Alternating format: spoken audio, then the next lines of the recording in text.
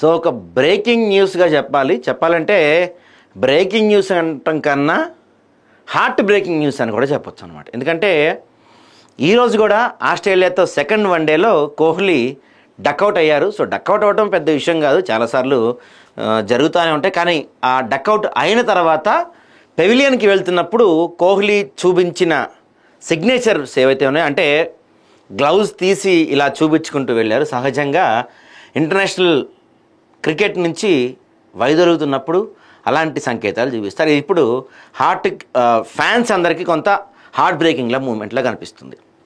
గత కొన్ని రోజుల నుంచి T20 వరల్డ్ కప్ గెలవగానే రిటైర్మెంట్ ప్రకటించిన విరాట్ కోహ్లీ ఆ తర్వాత గత ఆస్ట్రేలియా సిరీస్కి సెలెక్ట్ చేయనప్పుడు రోహిత్ శర్మతో పాటుగా విరాట్ కోహ్లీ కూడా టెస్టులకు కూడా రిటైర్మెంట్ అనౌన్స్ చేసేసారు. ఇప్పుడు ఈరోజు ఆస్ట్రేలియాతో ఫస్ట్ ODIలో డక్అవుట్ అయ్యారు.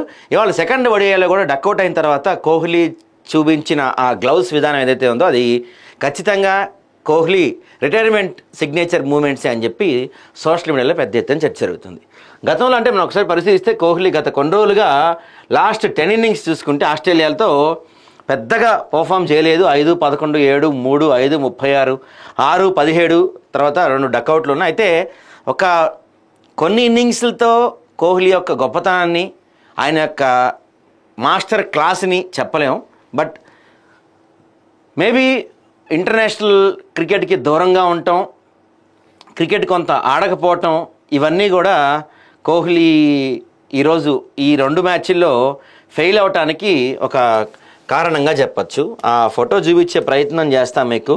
డక్అవుట్ అయ్యి వెనుదిరుగుతున్నప్పుడు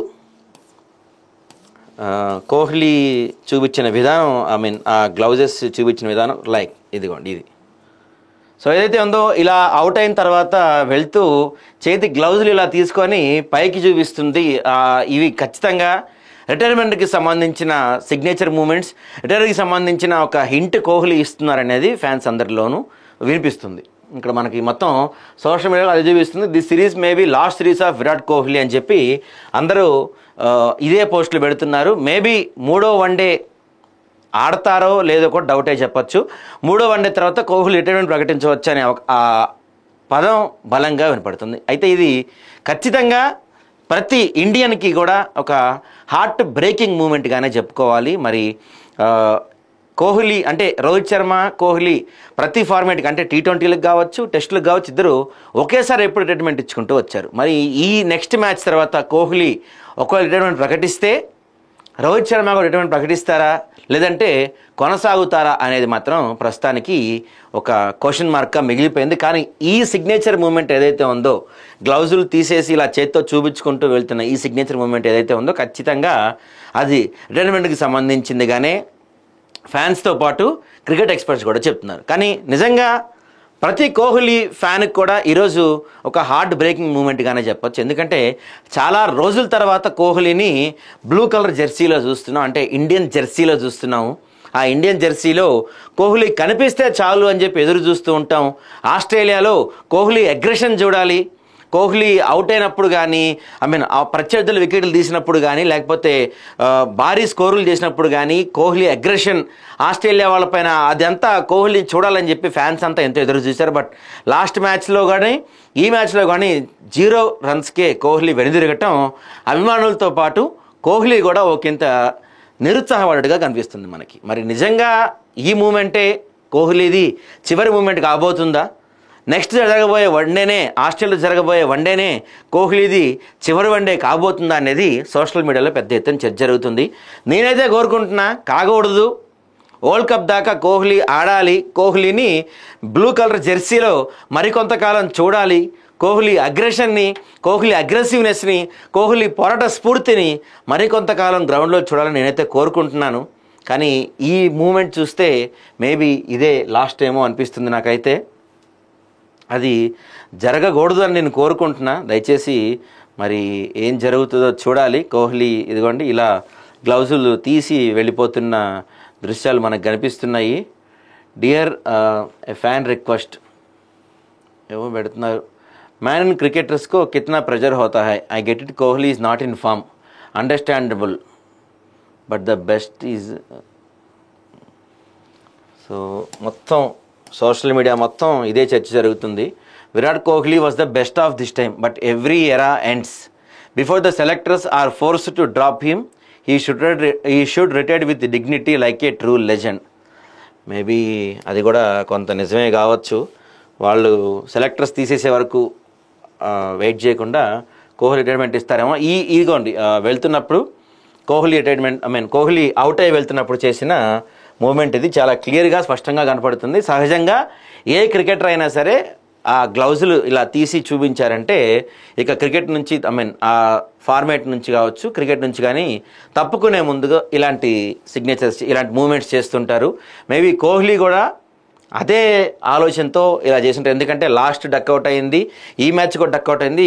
తొందరగా అంటే ఇలాంటి డక్అవుట్స్ని కోహ్లీ అంత తేలిగ్గా యాక్సెప్ట్ చేయలేరు. మేబీ ఇక టైం అయిపోయింది, ఒక ఎరా ముగిసింది, ఒక వీరుడికి ఒక ముగింపు వచ్చింది అనే అర్థం బహుశా వస్తున్నట్టు కనపడుతుంది. నిజంగా కోహ్లీ యాజ్ ఏ కోహ్లీ ఫ్యాన్గా ఇది ఖచ్చితంగా హార్ట్ బ్రేకింగ్ మూమెంట్. నేనైతే ఇంకొంతకాలం ఉండాలని కోరుకుంటున్నా. బట్ ఈ సిగ్నేచర్ మూమెంట్ చూస్తుంటే మేబీ కోహ్లీ ఇక క్రికెట్కి దూరం అవుతుంటే కనిపిస్తుంది. అంటే నేను ఇంకా ఇంటర్నేషనల్ క్రికెట్ అంటే T20 ఆల్రెడీ ఇచ్చేశారు, టెస్టులు ఆల్రెడీ ఇచ్చేశారు, వన్డేస్ కూడా ఇచ్చేసిన తర్వాత మేబీ IPLలో కొనసాగుతారని నేనైతే అనుకోవటం లేదు.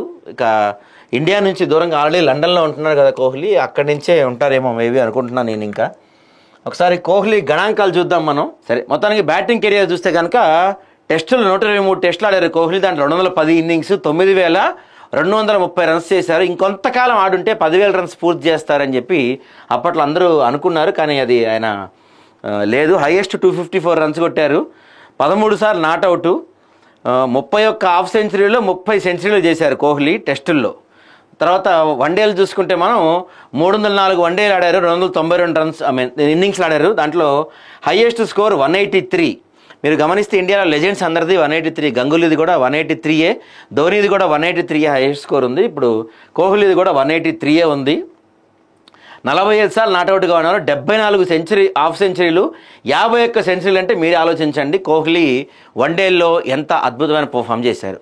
ఆ తర్వాత T20 స్టాట్స్ చూస్తే కనుక మనం 125 T20లు ఆడారు, 117 సార్లు ఇన్నింగ్స్ ఆడారు, హైయెస్ట్ రన్స్ 122, ఒక్కసారే సెంచరీ చేశారు. కానీ 38 సార్లు హాఫ్ సెంచరీ చేశారు విరాట్ కోహ్లీ ఇంటర్నేషనల్ క్రికెట్లో T20లో. సో మొత్తం మీద చూసుకుంటే 7 సార్లు డబుల్ సెంచరీ చేశారు టెస్ట్ క్రికెట్ చరిత్రలో. అది హైయెస్ట్గా చెప్తారు 7 సార్లు.